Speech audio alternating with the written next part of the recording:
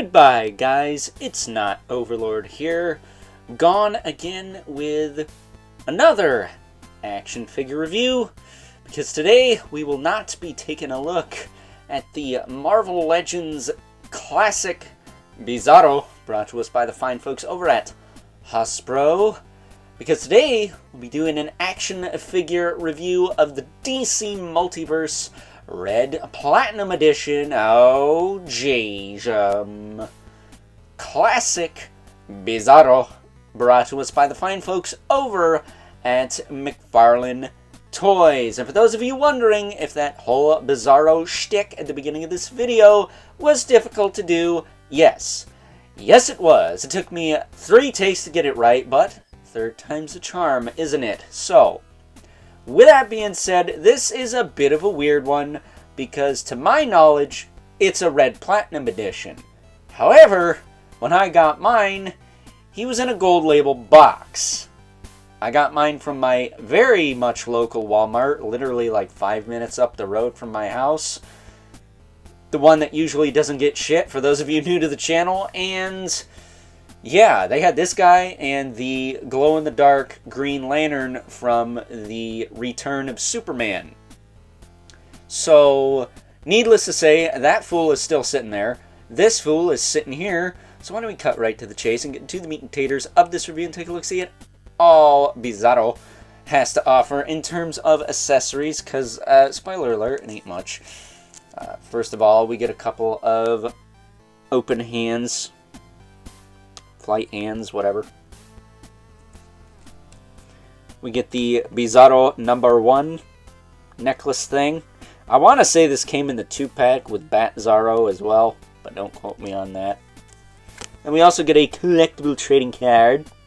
Must really be a Bizarro day. I looked at this last. The bio on the back. Bizarro's evil, quote-unquote, clone of Superman. Personally, I like the arc of the animated series one, although I think they kind of just threw it away in Justice League Unlimited, or Justice League, because, well, he was part of the Legion of Doom, wasn't he? But for those of you who are unaware, this Bizarro is technically just a repaint and retool of this DC Comics 1000 Superman that was an actual gold label to Walmart last, I want to say November, October, December-ish, somewhere in the late fall. But at any rate, they share everything except the head.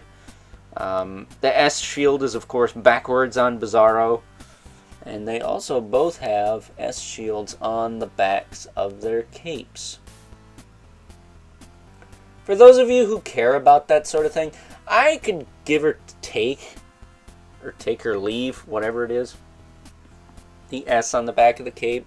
But we've never had a Bizarro with one, so I guess that's nice. And this is a very, very smooth logo. It's not like sticky or tacky. Like this guy's is a little bit more, I don't know, this one just feels different. This one feels very, very, very smooth. Very smooth. But taking this off, he does have the hockey puck display stand where you sing with all McFarlane Toys releases. And yeah, it's the Action Comics 1000 Superman. And, well, he still got single jointed arms. That's a bit of a bitch. But, you know, hey, they got 1 year left to milk this dead cow. So, screw it, I guess. But as far as articulation goes, his head will look side to side. Look up and down. He'll tilt a little bit. Looks kind of frumpy there. His shoulders will go out to the side about this far. He does have that beautiful butterfly. It'll shift around and whatnot. Which will be good for some Bizarro poses, because you can shift his arm down like this on one side and then have it up on the other, which is how I will display mine most likely.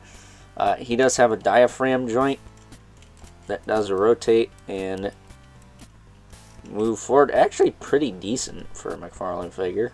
And back. He does have some tilt in there. So again, you can tilt this. And then the waist actually does get some decent movement. So you can do this and this. And then cock his head a little bit. He said cock.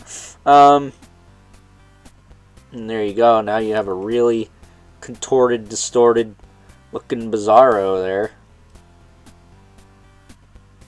I don't know. That's kind of how I always viewed him, especially after the animated series. This is what he looks like to me most of the time.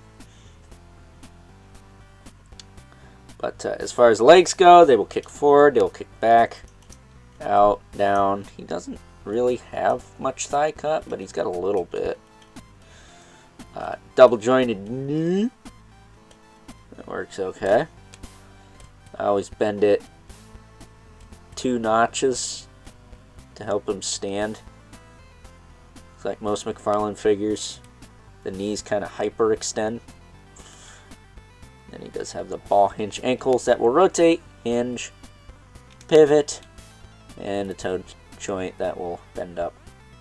And it's not too loose on either side. And as far as the leg go, I kick it out a little bit and do that. And that's typically how I pose this figure. A little distorted. Just a little bit. Of course, you got to angle the cape to follow the body there, but yeah, I like it. I think that works. Perfect? No. Personally, I would have loved some double elbows on this body, but it appears we're not going to get that. Even though we just finally, we shouldn't complain because we did finally get like the disc hinge or the double ball peg in the neck on the 3 Jokers or Hush and Batman body, so I guess we should cut our losses and just take that. Just take it! Just take it! And be happy with that, right? No, we're collectors. We complain about stuff. Like this figure not wanting to stand. Come on. Really? Freaking falling on your face here. We don't have time for that. I have cooler stuff to get to tonight, man. Moving him over a little bit. Make sure this stupid review set ain't gonna fall down while we're at it. Because this thing, if there's one thing that falls down worse than McFarlane figures, it's my review set. Should the old man bolt it to the floor.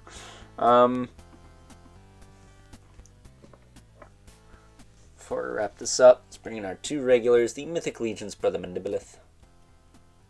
Right here.